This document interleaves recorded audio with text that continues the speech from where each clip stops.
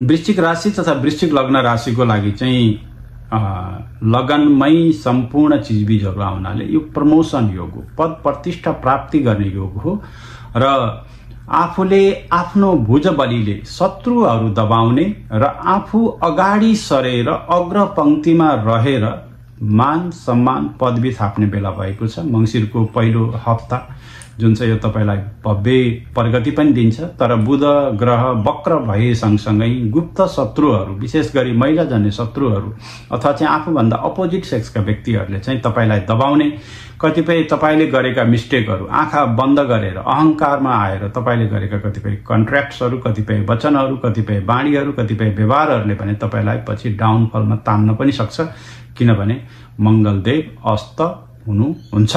यस कारणले गर्दा तपाईको मान सम्मान पदवी र कद उच्च गर्ने बेला हो। महत्त्वपूर्ण निर्णयले महत्त्वपूर्ण कार्यहरू गर्ने बेला छ। एकदम सुखमय कार्य छ। शत्रु सम्पूर्ण क्षय हुनेछन्।